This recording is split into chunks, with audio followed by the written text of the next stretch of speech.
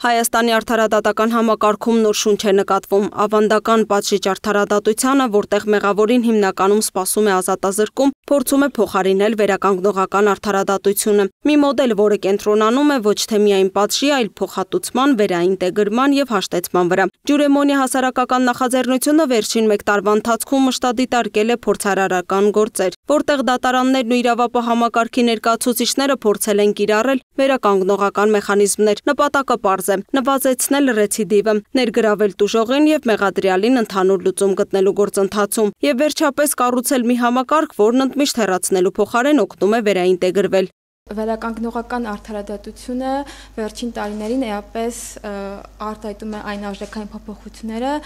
դեպի որոնց գնում է մեր պետությունը եւ պատժողական քաղաքականությունից անցումը վերականգնողական արդարադատության ի սկզբանե այդ փուլի մեկնարկը տրվեց պրոբացիայի ծառայության ստեղծմամբ դեռևս 2016 թվականին եւ մենք այսօր կանոն քայլերով փորձում ենք բարեփոխումների միջոցով գնալ դեպի այդ փոփոխությունները։ Եթե խոսենք օրենսդրական դաշտի մասին, վերջին տարիների իրողությունը այն էր, որ մենք ընդունեցինք նոր օրենսգրքերը, քրեակատարողական եւ քրեական դատավարության օրենսգրքերը եւ մասնավորապես քրեակատարողական օրենսգրքի հիմքում խորապես տրված էր այս գաղափարը, ապագայում մենք նաեւ նախատեսում ենք պրոբացիայի մասին նոր օրենքի ընդունումը։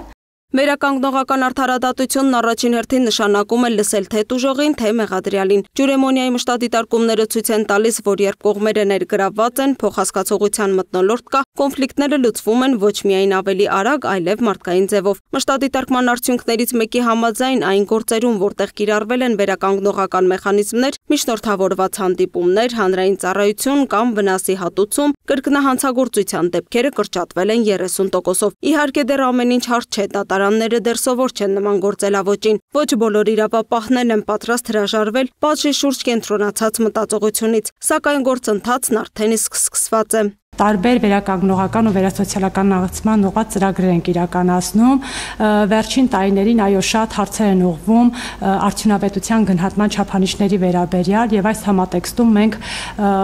ներկա պահին պրոբացիայի ծառայությունում ներդնում ենք վերականգնողական ծրագրեր, որոնք ի սկզբանե ունեն մշակված իրենց գնահատման մեխանիզմները եւ ինչու ենք ներդնում ծրագրեր, որ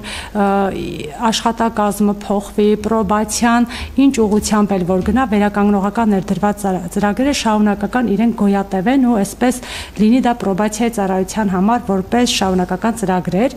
եւ բոլոր ծրագրերի ներդրման առաջին պայմանը արդյունավետության գնահատման չափանիշներն են։ Ակնհայտ է, որ հասարակությունը նույնպես պատրաստ է այս փոփոխությանը։ Շատերը կողմ են, որ երիտասարդ իրավախախտները չմնան ազատազրկման վայրերում, այլ աշխատեն համայնքում, կրթություն ստանան եւ փորձեն վերականգնել իրենց քայլերի հետևանքները։ Նման մոտեցումները հատկապես կարևոր են անչափահասների եւ երիտասարդների դեպքում։ Սակայն նաև կան լրջագույն խնդիրներ, որոնք մի կողմից կապված են ենթակառուցվածքների հետ, որովհետև առանց դրանց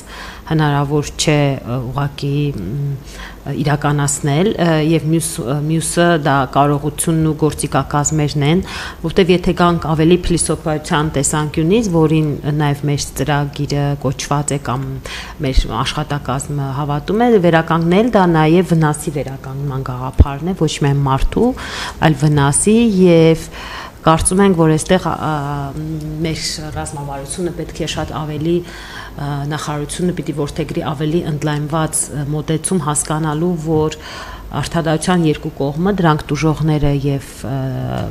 իրավախախտները, երկու կողմն էլ պիտի պետական աջակցություն ստանան։ Հայաստանի արդարադատության նախարարությունն արդեն իսկ քննարկում է օրենսդրական փոփոխությունների փաթեթ, որը հնարավորություն կտա օրինականացնել եւ ամրապնդել վերականգնողական արդարադատության մեխանիզմները պետական մակարդակով։ Մասնագետները նշում են, որ փոփոխությունները դանդաղ են, բայց անշրջելի։ Եվ եթե պետությունը, հասարակությունը եւ իրավական համակարգը կարողանան քայլել նույն ուղղությամբ, ապա արդարադատությունը Հայաստանում կարող է դառնալ ոչ միայն պատժի, այլև բուժման ու հաշտեցման գործիք։ Լուսինե Գրիգորյան, Free News, Ազատ լուրեր։